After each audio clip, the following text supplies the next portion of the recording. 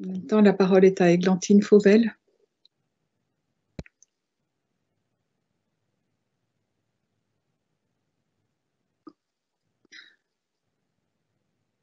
Ok, est-ce que vous m'entendez? Bonjour à tous. Oui. Par- Parfait. Donc bonjour à tous, je suis Églantine Fauvel, agronome au CIRAD et actuellement project manager ou chargée de projet pour le suivi et l'évaluation du grand projet RTB Food. Donc je tiens à dire que je ne suis pas une spécialiste du genre et si je présente aujourd'hui les retours d'expérience de ce projet, c'est vraiment au nom du collectif, au nom du groupe de travail dédié au genre au sein du projet RTB Food et au nom de la cellule de coordination du projet dont je fais partie. Le projet RTB Food est un projet de 13 millions de dollars majoritairement financé par la fondation Bill and Melinda Gates et coordonné par le CIRAD. Et le projet a pour but, ou pour objectif général, de contribuer à introduire la qualité des produits finis dans les programmes d'amélioration ou de sélection variétale des plantes à base de racines, tubercules et bananes à cuire, ou bananes plantain. Ou connu aussi sous l'acronyme RTB d'ailleurs, à ce titre. Donc, le projet a choisi de se focaliser majoritairement sur 11 produits alimentaires, actuellement essentiels à la sécurité alimentaire et à la génération de revenus en Afrique subsaharienne, tels que l'igname pilé, par exemple, le gari ou le foufou, qui sont des pâtes de manioc fermentées, dont on peut voir ici les différentes étapes de production à l'écran. L'impact attendu du projet RTB Food est de contribuer à apporter une réponse aux enjeux de sécurité alimentaire en Afrique de l'Est et de l'Ouest, en accroissant la demande pour des variétés de plantes à racines et tubercules améliorées et répondant aussi aux attentes des utilisateurs, donc des producteurs, des transformateurs, des consommateurs, femmes et hommes. Et ce, donc, à plusieurs niveaux de filière. Le projet RTB Food découle d'un constat qui est le suivant. Les sélectionneurs ou les améliorateurs des plantes à base de racines et tubercules n'ont généralement pas accès à des outils pour évaluer la qualité de l'utilisation finale suffisamment tôt en amont dans leur programme d'amélioration. Et donc, ce qui a de fait conduit à une adoption plus faible que prévu des nouvelles variétés de racines et tubercules qui ont été produites ces dernières décennies. Ainsi, donc, les futurs efforts de sélection de plantes à racines et tubercules en Afrique doivent désormais garantir que les produits qui en résultent non seulement se distinguent par leur performance agronomique, mais aussi répondent aux attentes des différents acteurs de la chaîne de valeur, en particulier les transformateurs et les consommateurs, en tenant compte des différences entre les sexes et des différences sociales. Le projet RTB Food s'inscrit dans la lignée du programme de recherche du CGIAR sur les racines et les tubercules et les bananes, donc, qui s'appelle le CRP-RTB, qui soutient depuis quelques années la recherche visant à identifier les préférences ou différencier selon le genre pour les plantes à racines et tubercules en appliquant une sélection variétale dite participative orientée genre. La fondation Bill and Melinda Gates, donc, qui est le bailleur principal du projet RTB Food, est un bailleur sensible à la prise en compte du genre et appuyant la revalorisation du rôle et de la place des femmes dans les chaînes de valeur et dans les processus de prise de décision. Et en l'occurrence, la fondation dispose d'un comité dédié au genre, mobilisé lors de l'évaluation des réponses aux appels d'offres de la fondation. Et la fondation Bill and Melinda Gates est également le bailleur principal de l'initiative GREAT, qui est portée par l'université de Makerere en Ouganda et de Cornell aux États-Unis. Et d'une durée de 5 ans, ce projet, qui est porté par un réseau de chercheurs de toutes disciplines, donne aux chercheurs travaillant sur les systèmes alimentaires les moyens de créer des systèmes plus inclusifs et plus efficaces en répondant aux priorités des femmes et des hommes en Afrique subsaharienne. Et en l'occurrence, plus d'une dizaine de chercheurs du projet RTB Food appartient à cette communauté de pratique, donc, et participe ainsi activement à l'échange d'informations, au dialogue et à la collaboration en matière de recherche sur les questions de genre ou sensibles au genre en agriculture. Le groupe de recherche dédié au genre au sein de RTB Food, le voici. Donc, qui rassemble des chercheurs et des chercheuses de différentes disciplines, à la fois des sciences sociales, certes, mais aussi des sciences alimentaires, de la génétique, des sélectionneurs, qui représentent 12 des 15 instituts de recherche partenaires au sein de RTB Food. Donc, on voit aussi qu'il y a des hommes et des femmes. Le premier lot d'activités ou Work Package 1 du projet RTB Food est porté par une équipe multidisciplinaire, dont une spécialiste du genre. Et le principal objectif de ce Work Package est d'aider les programmes de sélection des plantes à RTB à intégrer des critères de sélection basés sur la demande et le genre, et non plus uniquement sur des critères agronomiques, comme on pouvait le voir sur les photos ici, donc où il y avait essentiellement une évaluation des performances au champ. Donc aujourd'hui, on intègre d'autres utilisateurs.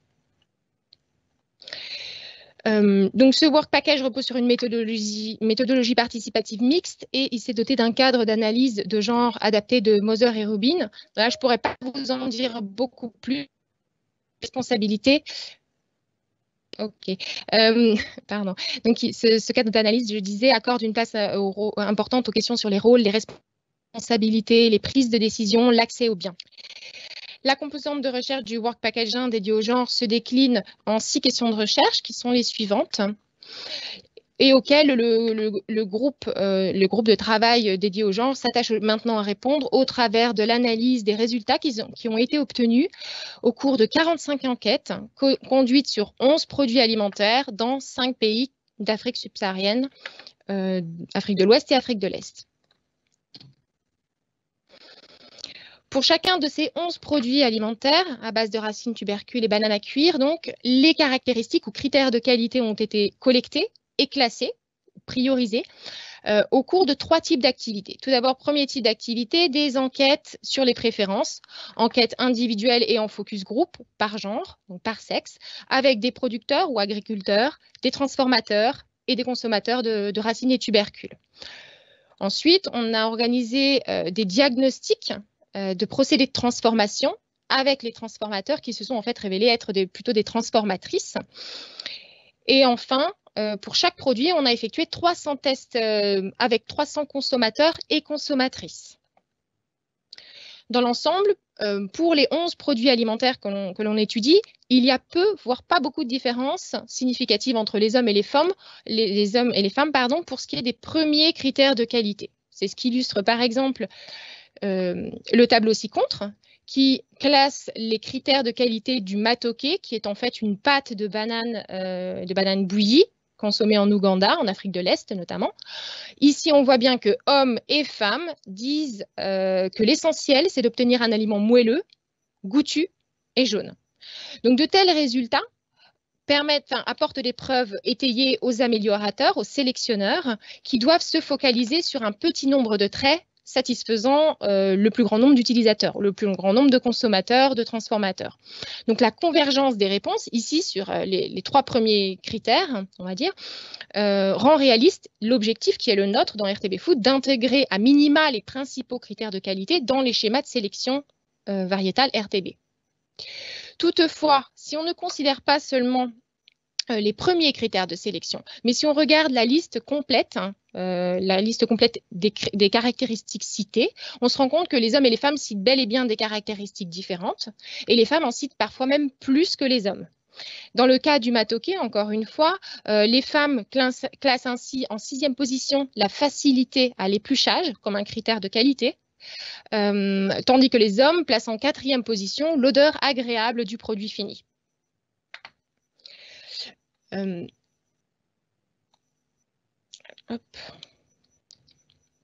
Dans l'ensemble, dans l'exemple du gari, le gari de manioc, qui est une boule de manioc consommée au Cameroun, ce sont les hommes qui ici accordent de l'importance à la facilité à l'épluchage. Les femmes, quant à elles, citent des critères agronomiques au champ que ne citent pas les hommes, comme par exemple le rendement ou la couleur des feuilles. Donc ces différences, elles reflètent bien souvent, dans la majeure partie des cas, les différences dans la répartition des rôles entre hommes et femmes au sein des ménages. En Afrique subsaharienne, les femmes jouent un rôle important dans la transformation et la préparation des aliments, ça a été dit dans la précédente présentation, et ce, quels que soient les produits ou les pays. Donc il n'est pas surprenant que dans l'ensemble, les femmes ont davantage tendance à mentionner des critères de qualité liés à la facilité à l'épluchage, l'aptitude à la transformation, donc facilité à l'épluchage ou encore pilage, la capacité à être pilé d'un aliment, beaucoup plus souvent sont donc cités que les hommes. Et en l'occurrence, en ce qui concerne les aliments pâteux, les produits pâteux comme par exemple voilà, le l'igname pilé par exemple, on voit les femmes citent beaucoup plus souvent que les hommes des critères liés à la texture de la pâte, comme par exemple sa capacité à l'étirement ou encore sa moldabilité, ce qu'on appelle sa capacité à faire un pâton. Donc, obtenir une telle liste de critères détaillés comptant toutes ces caractéristiques est une source d'informations très précieuse pour les technologues du projet RTB Food, en l'occurrence, qui doivent ensuite relier ces caractéristiques de qualité à des paramètres biochimiques des racines et des tubercules crus pour ensuite, enfin, de développer des protocoles de prédiction de ces caractères biochimiques qui vont être à l'usage à destination des sélectionneurs variétaux. Nos recherches ont ainsi mis en évidence des critères qui s'opposent, qui se contredisent et qui ne sont pas forcément en association directe avec les rôles au sein des ménages. Par exemple, au Bénin, les hommes disent préférer une peau rugueuse et fissurée, on voit ici en bleu, alors que dans l'ensemble, on voit aussi que hommes et femmes s'entendent sur le fait qu'une peau lisse est un gage de qualité. Donc en fait, cela s'explique par le fait que certains critères de qualité cités, notamment ici par rapport à la peau de l'igname cru, sont en fait le marqueur d'autres caractéristiques de qualité. Par exemple, un tubercule difficile à peler peut être en fait le signe que c'est une racine, c'est un tubercule qui contient moins d'eau, qui est plus dense, plus ferme. Une peau rugueuse et fissurée peut signifier que le tubercule est arrivé à maturité et est prêt à être récolté.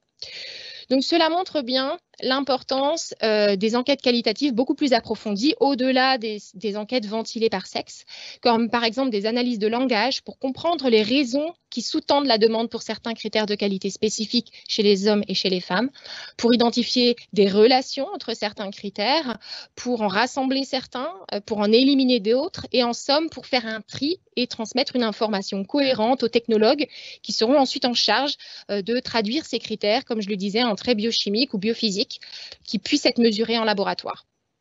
Et enfin, ces enquêtes approfondies permettent de remettre en question certains de nos stéréotypes sur la répartition des rôles au sein des ménages, rôles qui peuvent en fait différer d'une plante à l'autre, voire même entre deux régions d'un même pays.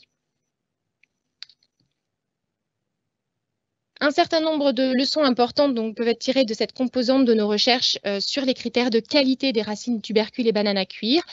Tout d'abord, ces études viennent appuyer, si besoin était encore, la nécessité d'impliquer les femmes lorsque l'on étudie des problématiques liées à l'alimentation en Afrique, car elles ont des rôles multiples dans les filières agroalimentaires traditionnelles, filières qui sont encore celles qui approvisionnent la majorité des ménages en Afrique subsaharienne. Donc, donner la parole aux femmes sur leurs préférences et sur leurs attentes permet d'identifier un grand nombre de critères de qualité majeurs et d'obtenir une description très riche de ces derniers. Et c'est cette description qui est essentielle pour comprendre l'acceptabilité d'un produit, mais ça peut être d'un produit dans notre cas, d'une plante, mais ça peut être aussi l'acceptabilité d'une pratique dans d'autres contextes de recherche. La ventilation par sexe est importante, et ce, même si le genre en tant que variable ne s'est pas avéré significatif pour tous les produits. Dans le cas de nos recherches dans RTB Food, lorsque le genre ne joue pas un rôle significatif, c'est pour nous un argument de poids pour que les sélectionneurs en racines, tubercules et bananes intègrent au moins quelques-uns de ces critères qui font consensus dans leur programme d'amélioration. Au contraire, lorsqu'il y a des différences entre hommes et femmes, il est tout aussi important de les faire remonter et de les confronter aux finalités des programmes de sélection pour réfléchir à la manière dont ces programmes d'amélioration, à minima ne nuisent pas, ne vont pas nuire, ou au mieux vont pouvoir promouvoir les intérêts de certains groupes qui sont particulièrement vulnérables, et c'est bien souvent le cas des femmes et des enfants. Enfin, sur le plan, d'un point de vue un petit peu plus conceptuel et méthodologique, il est à souligner que l'intégration d'outils spécifiquement dédiés au genre dans un projet de recherche non focalisé sur le genre, comme c'était le cas dans RTB Food, c'était le cas dans le cas du précédent projet présenté, eh bien cette intégration d'outils dédiés au genre est souvent compliquée. Il est difficile d'avoir des lots d'activités spécifiques et on observe malheureusement une lutte en interne parfois entre les chercheurs pour l'intégration du genre dans des méthodes et des outils qui sont considérés comme répondant directement aux finalités du projet. Donc, il en résulte que même en la présence d'experts genre au sein d'un collectif, en contexte de travail multidisciplinaire, comme ça a été dit précédemment, les activités de recherche sur le genre se révèlent souvent une variable d'ajustement dans les feuilles de route, aboutissant à des résultats souvent insuffisants pour une réelle analyse de genre approfondie. Et donc, de là, le besoin d'une intégration plus systématique, comme je l'ai écrit ici, de lots d'activités ou d'études spécifiquement dédiées à ces thématiques dans nos projets de recherche. Et donc, pour ce faire, les porteurs de projets et les bailleurs ont un rôle à jouer en inscrivant le genre dans leurs agendas, dans leur boîte à outils, dans leur boîte à méthodes, comme c'est le cas de la Fondation Gates, mais aussi ils ont un rôle à jouer en incitant en synergie entre les programmes, comme c'est le cas entre le programme GREAT et le programme RTB Food, que je vous ai présenté aujourd'hui. Donc, la plupart des études que je viens de présenter est disponible est publiée dans un numéro spécial consacré aux plantes à racines et tubercules de l'International Journal of Food Science and Technology qui est à paraître en janvier. Mais tous les articles sont déjà disponibles en ligne et accessibles ici par ces liens. Là, donc merci bien pour avoir écouté notre présentation. Donc les références aux méthodes qui ont été développées ou adaptées, on va dire, dans le cadre de RTB Food sont listées ici. Et donc je vous invite à contacter les leaders du Work Package 1 pour toute question relative à ces activités et notamment à la place du genre dans les activités de recherche du Work Package. Et je vous remercie encore pour votre attention.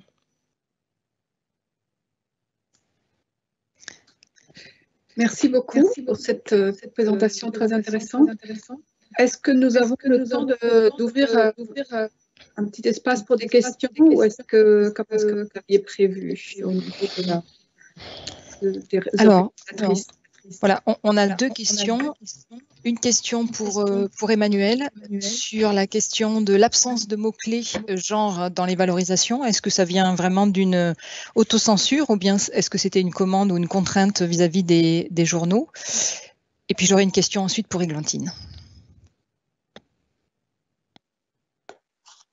Oui, alors non, ça vient d'un oubli de notre part. C'est ça qui est intéressant, je trouve, dans une démarche réflexive, et y compris dans les papiers où clairement il y a des analyses de genre à l'intérieur. C'est qu'on oublie de positionner nos recherches. On est vraiment sur de la dépendance de sentier dont on parlait ce matin sur d'autres aspects. Comme on ne vient pas du monde des études du genre et qu'on est rentré dedans chemin faisant, eh ben, on ne rend pas visible, on participe nous-mêmes involontairement, pour le moment, de l'invisibilisation de ces recherches-là.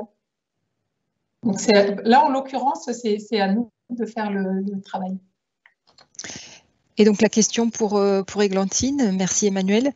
On s'interrogeait sur comment les critères ont été définis en fait dans les enquêtes. Est-ce que c'est des autocitations des utilisateurs et des utilisatrices ou bien est-ce que c'était une liste que vous aviez déjà vous élaborée? Non, en fait, oui, effectivement, ça vient d'enquête, comment dire, donc, en fait, d'enquête à 3 stades du produit. On leur demande véritablement, en essayant d'être le moins dirigiste possible, on leur demande ce qu'ils attendent d'un produit cru, donc d'une racine ou d'un tubercule cru à l'état juste après récolte, ce qu'ils attendent en cours de transformation de ce tubercule ou de cette racine, quels sont pour eux les critères de qualité quand ils sont en train de le transformer, et ensuite à la dégustation. Donc, dans ce premier lot d'enquête, on essaie vraiment de faire ressortir des descripteurs. Ensuite, dans la deuxième phase de l'enquête, on va faire un tri. Comme je le disais, il y a certains critères qui qui sont plus des critères émotionnels. Donc, ils ne reposent pas vraiment sur la description du produit, mais qui tiennent plus à de l'émotion. Donc, pour nous, ils ne nous apportent rien. Donc, à ce moment-là, il y a un regroupement qui se fait, il y a un travail de nettoyage qui se fait. Et ce travail-là est fait avec des food scientists, donc des technologues alimentaires qui, eux, savent ce qui va ensuite pouvoir être travaillé en laboratoire.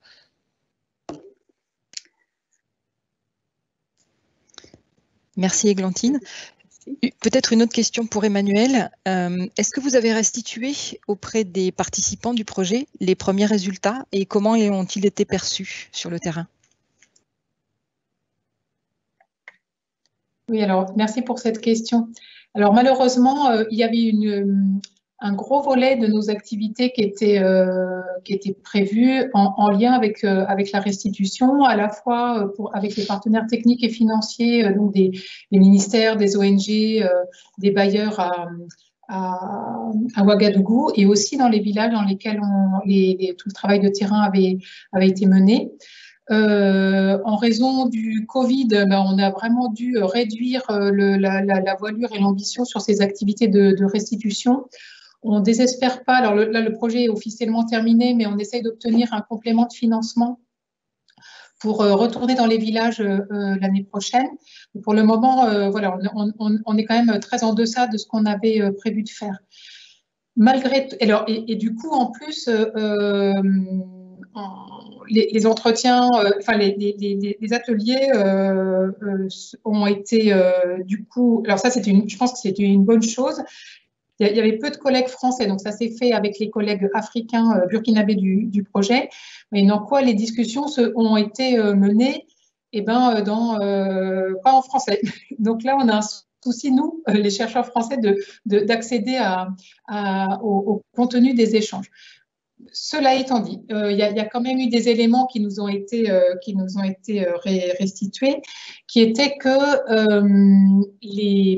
de la part des producteurs, à la fois chez les hommes et chez les femmes. Donc, ce que je disais, c'est qu'un des résultats saillants, c'était que vraiment cette diversité alimentaire, qui est un objectif important pour les nutritionnistes, n'est pas du tout perçue ni même pensée comme un objectif. Enfin, c'est même pas pensé du tout, par les gens en tant que tels, mais qu'à force de leur poser des questions sur la diversité alimentaire et sur les groupes, etc., c'était en train de le devenir. Donc, il y avait une forme d'imprégnation de ces notions-là, et aussi justement sur les liens entre agriculture et alimentation. Est-ce qu'on s'alimente via l'autoconsommation ou via les marchés ou via des articulations entre les deux, et comment les hommes et les femmes travaillent ensemble, puisque toute l'idée, c'est d'essayer de qualifier ces relations. Ça peut être des relations de conflit, ça peut être des relations de concurrence, ça peut être des relations de négociation éventuellement dures, mais ça peut aussi être des relations de coopération et de dialogue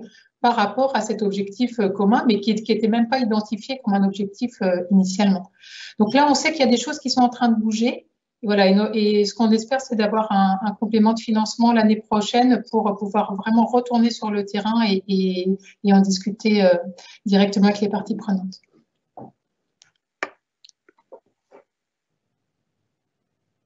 Est-ce que je peux poser encore une question ou il faut qu'on arrête? Dernière question avec une réponse très courte, s'il vous plaît. Pour Églantine Fauvel, très intéressante recherche. Je me posais une question, sachant que certains choix ne sont pas toujours rationnels au sens occidental de la rationalité. Lorsqu'on mesure l'acceptabilité d'un produit consommé, est-ce qu'il ne faudrait pas aussi, ou est-ce que ça ne serait pas intéressant aussi, de voir comment certains produits aussi s'intègrent dans le système de production, c'est-à-dire un produit pourrait être moins acceptable, mais en termes d'alimentation, mais plus acceptable parce qu'il coûtera moins d'efforts de travail pour le produire par la femme la femme paysanne qui est en train de le produire. Donc, est-ce que ces dimensions-là ont été prises en compte aussi, cette articulation entre la place, le travail des femmes dans les cultures féminines, sur les champs féminins, et la production l'acceptabilité d'un produit. Et par ailleurs, la dimension symbolique de certains produits, est-ce que vous avez réfléchi à cette question-là aussi? Est-ce que ça a été pris en compte? Oui, merci pour cette question. Effectivement, dans les enquêtes, dans le stade préliminaire des enquêtes, il y a toute une étude sur la place de cette plante, en l'occurrence, puisque nous, on s'est focalisé sur 5 plantes. Donc, à chaque fois, on s'intéresse à une plante à la fois. Et donc, on questionne sur la place de cette plante dans les systèmes de culture et dans les systèmes d'exploitation. On essaye aussi de questionner sur les parts de marché, sur la part dans l'alimentation. Mais en réalité, ça, c'est plus pour corroborer nos hypothèses qui sont celles qu'on est parti sur des plantes qui sont vraiment des plantes qui sont vraiment de la staple food. Donc, c'est vraiment elles font partie de l'alimentation de base. Donc, on savait déjà qu'elles avaient une place dans les systèmes de culture et qu'elles avaient, et qu'elles avaient une place dans l'alimentation, dans les régimes alimentaires. Et donc, ensuite, alors, il y a tout. Nous, on ne travaille pas sur l'agronomie, puisque nous, on est vraiment orienté alimentation, qualité du produit, du produit alimentaire. Et on est en partenariat avec d'autres programmes d'amélioration qui travaillent vraiment sur la partie amont, donc sur les critères au champ, les critères agronomiques au champ. Néanmoins, on les prend en compte et en l'occurrence, ce qu'on remarque, c'est que ce ne sont pas forcément les premiers critères qui remontent, ce ne sont pas forcément des critères il y a le rendement, évidemment, puisque en l'occurrence, on a aussi habitué les gens à répondre à ça, donc en disant que voilà, l'essentiel d'une culture, c'est qu'elle produise beaucoup. Oui, c'est qu'elle produise beaucoup, mais il y a aussi, et vraiment ça arrive au même niveau, la qualité. Et en l'occurrence, c'est rarement parce qu'elle demande moins de culture, moins d'efforts à la culture, qu'on va privilégier une plante si elle n'est pas bonne, si elle ne satisfait pas sur le plan gustatif. Et en l'occurrence, c'est ce qu'on a eu tendance à oublier, c'est que en Afrique, on n'a pas juste des ventres à nourrir, on a aussi des bouches en fait. Donc de la même façon que nous, on ne va pas nous faire forcément manger une pomme de mauvaise qualité parce qu'elle est simplement moins chère ou plus accessible, on a tendance à revaloriser aussi le point de vue des consommateurs africains pour faire le choix d'une variété plutôt qu'une autre. Et en l'occurrence, c'est tout le cœur du projet RTV Food, c'est vraiment de donner la parole aux consommateurs et aux transformateurs, puisqu'il y a aussi parfois certains verrous qui se jouent au niveau de la transformation, quelle que soit la qualité du produit en fin de course. Si au niveau de l'étape de transformation, le produit se transforme mal, il est éliminé. S'il demande trop de temps à la transformation, il est éliminé. Donc voilà. Après sur la place, sur le côté, sur le côté importance, on va dire culturelle de ces plantes, il est assez évident. Hein. Il est assez évident. Ils font partie du quotidien des plats alimentaires et donc voilà. Pour nous, c'était notre hypothèse de départ et elle est relativement confirmée. Merci Églantine, Emmanuel. Christine, on va devoir faire une pause de 15 minutes. On se retrouve à 15h30. Très bien. Pour la suite des présentations.